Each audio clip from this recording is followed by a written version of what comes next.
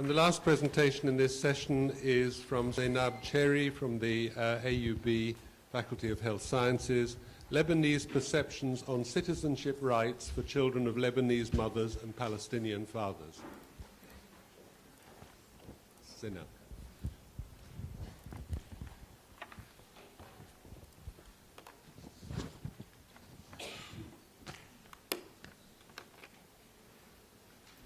Hello everyone. The title of my presentation is Lebanese Attitudes Towards Citizenship Rights for Children of Lebanese Mothers and Palestinian Fathers. The study was conducted in 2011 by Dr. Sawsan Abdulrahim and Ms. Dalia Mikdashi from the Faculty of Health Sciences at AUB. The study was funded by Issam Fares Institute for Public Policy and International Affairs. I will start by a quote by Suad Joseph, who argues that patriarchal relationships, morality, modes of operation, and idioms have been socially acceptable, expected, and ascended in all arenas of social life in the Middle East. These continuities between governmental, non-governmental, and domestic structures, modes of operations, and idioms, which have been constitutive of patriarchy, have been central to the culturally specific gendering of citizenship in Middle Eastern states. Hence, while citizenship comprises legal processes that define subjects of a state and lay out citizenship and citizens' rights and obligations in relation to the state, it remains a massively gendered enterprise, legally and practically. This is primarily due to patriarchy and specifically in the Arab world, patrilineality, which make conferring of citizenship in the Arab world by blood contiguous and not by land consanguineous.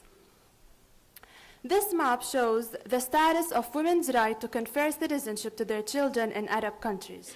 As you can see from the green areas, women have gained that right in 6 countries, including Algeria, Tunisia, Egypt, Sudan, South Sudan, and Iraq. Other countries, whose colors range from light green to yellow, have stricter nationality laws, whereby children can be granted citizenship if the criteria set by the government apply to them. However, the rest of Arab countries shown in red, including Lebanon, do not grant women this right. Moving on to Lebanon, where there is a paradox in the Lebanese law. While Article 7 of the Lebanese Constitution states that all Lebanese citizens are equal, personal status laws contradict all basic legal principles of equality and non-discrimination. The Lebanese father can confer his citizenship onto his foreign wife and children without reservations, whereas the Lebanese mother cannot. This has been expressed by the Lebanese government ratification of CEDAW in 1997 with reservations about articles dealing with personal status laws. Lebanese women NGOs in Lebanon have managed to highlight the citizenship law as a prominent issue that constitutes a blatant violation of human rights through generating all sorts of media's interests by leading campaigns and by publishing studies. However, as in any other national issue in Lebanon, inherent sectarianism played its role on closing the door and on amending the citizenship law. One of the few reports that confronts this sectarianism and studies Lebanese women's right for citizenship is The Predicament of Lebanese Women Married to Non-Lebanese. The study was conducted within the framework of the United Nations Development Programme to promote Lebanese women's rights and the Nationality Project. First, it showed that around 18,000 marriages were contracted between Lebanese women and non-Lebanese men during the period of 14 years between 1995 and 2008. Second, it showed that the total calculated number of men and women negatively affected by the current nationality law reached 77,400 individuals. We chose to present this table from the report because it shows that Lebanese women have been marrying foreign men, Lebanese women from various sects have been marrying foreign men. Mostly, the children were able to inherit the citizenship from their foreign fathers. However, the striking fact is that in 22% of the cases, the children have become stateless. Why? Because they inherited their statelessness from their Palestinian fathers and could not inherit citizenship from their Lebanese mothers. In 22% of the cases, children who are born in Lebanon, who have been raised in Lebanon, and who have a Lebanese parent are denied basic rights of health, education, work, and social security because of a citizenship law that defies Article 15 of the Universal Declaration of Human Rights, which states that everyone has a right to a nationality. I will now use the term of equal citizenship rights for women. The official position on this issue has mainly been individual, meaning that individual parliamentarians and ministers have either accepted or rejected equal citizenship rights and not political parties per se. There is both support and rejection on both sides of the political spectrum. Here, we represent a couple of quotes extracted from print media outlets around 2009 and 2010, a period of time where there was strong civil mobilization for equal citizenship rights by women's groups. Unfortunately, the third, final statement was made by a female parliamentarian. So, the objectives of our study are first, to assess Lebanese attitudes toward equal citizenship rights for women who are specifically married to Palestinian men. This assessment for citizenship rights for women is part of a greater or a larger study examining Lebanese attitudes toward social and economic rights for Palestinians in Lebanon. Our second objective is to draw associations between positive attitudes, which represent support for equal citizenship rights, and three potential determinants. First, in response to the international literature, which has focused on understanding how gender, age, and other indicators of social positions determine social attitudes, particularly attitudes toward others, we draw associations between socio-demographic characteristics with special attention to gender and positive attitudes. Second, in response to local studies, which have found a clear demarcation between Muslims and Christians in Lebanon regarding their attitudes toward rights for Palestinians in general, we draw associations between religion and their attitudes. The study is based on mixed qualitative and quantitative data collected in 2011 using a multi-level cluster sampling methodology. A total of 13 focus group discussions were conducted and included Lebanese and Palestinian participants. Each focus group discussion included between 6 and 18 participants of similar socioeconomic backgrounds. Qualitative data were analyzed using open and thematic coding, and the findings from the qualitative data were used to construct a survey questionnaires that include individual measures and scales for attitudes toward Palestinian rights, as well as a host of social attitudes. Due to time limitations, we only present 2 quotes from the focus group discussions with Lebanese university students. We selected these 2 quotes because they best capture how unequal citizenship rights for women in Lebanon overshadow how young Lebanese make decisions about marriage. This quote is taken from a focus group discussion conducted with students at a private university, and it says, "It depends on the nationality of the female. If the female is Palestinian, then there is no problem. If the male is Palestinian, then there is a problem. Why? Because one has to think about the children's nationality. First, the Lebanese woman cannot give her nationality to her children or husband or anyone. She is lucky that she has the nationality herself. Second, the man in our part of the world is the breadwinner, and it is not acceptable for the woman to be the breadwinner." So, this quote reveals that attitudes toward intermarriage between Palestinians and Lebanese are constrained by the unequal Lebanese citizenship law and by gendered expectations of who should be the breadwinner in the family. In this case, Palestinian men are undesirable husbands or fathers because they cannot fulfill their role as breadwinners because of legal restrictions that promise future hardships for women and their children.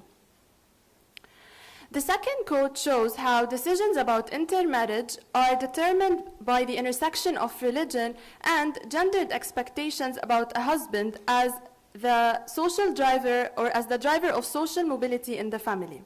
And it is taken from a focus group with public university students. If a Palestinian man is from my religion, then I would consider.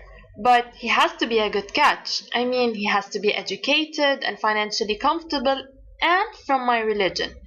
Very comfortable or comfortable? Very. I told you that my opinion is a selfish one. If a woman wants to marry out, then she should marry someone who is worthy, or she shouldn't. And if you have children, are you willing for your children not to have the Lebanese nationality?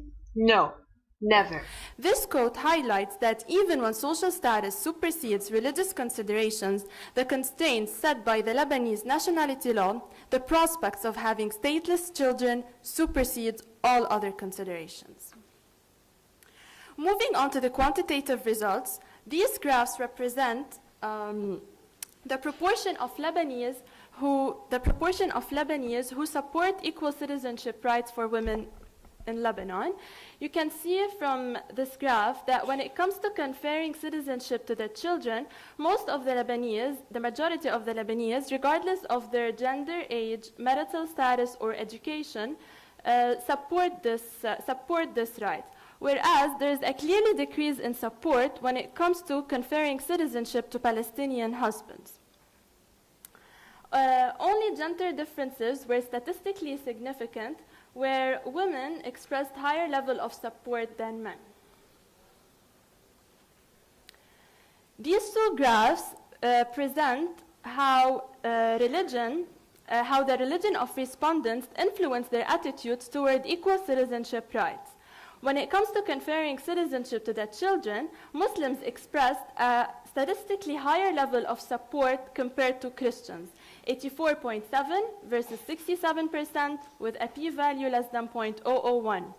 When it comes to conferring citizenship to the husbands, Muslims also expressed a statistically higher level of support compared to Christians, 62.3 versus 39.4%. So, gender associates with attitudes toward equal citizenship rights. Lebanese women in general support equal rights more than men when the husband is Palestinian. Also, religion associates with attitudes toward equal citizenship rights.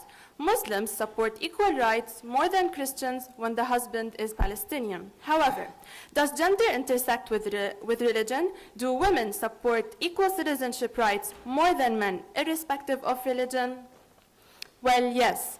We found that after we break the analysis by gender, religion remains significantly associated with the level of support for equal citizenship rights with men, but not for women. We can notice a 35% difference between Muslim and Christian men, with Muslim men expressing much higher levels of support. On the other hand, there is no significant difference between Muslim and Christian women. Hence, gender does trump religion when it comes to attitudes toward equal citizenship rights for the children of Lebanese women married to Palestinian men. In conclusion, there is a high level of public support for equal citizenship rights when it comes to granting citizenship to children. This support is both gendered and falls along religious lines. However, gender intersects with religious identification, showing that women, who constitute 50% of the population, are moved by their gender more than religion when it comes to the well-being of children of other Lebanese women. Thank you.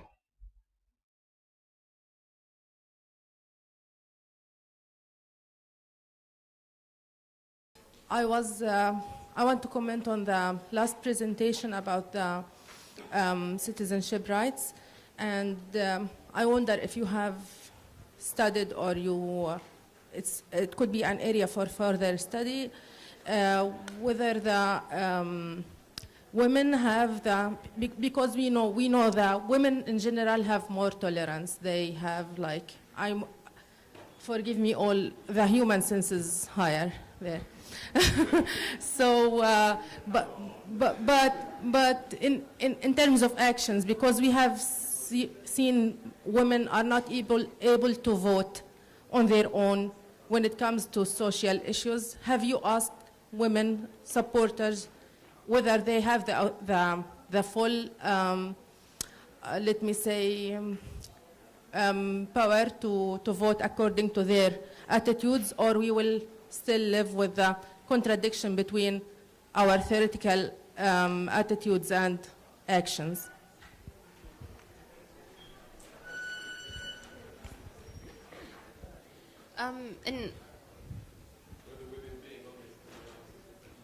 Yeah, I mean, they answer the questions based on their own perceptions. Of course, such surveys happen in a private situation, and the women stay anonymous. So that's why they answer the questions based on their own perception. But I mean, have you took the discussion further, whether they are willing to act, whether they are willing to vote? No, I don't think that we took it that further, because we were only asking them about their perceptions. But this is a very important thing to note. And in fact, tomorrow there is a demonstration happening for citizenship rights. So if anyone wants to participate, if all women and men present here want to participate and got motivated after the presentation, they really should.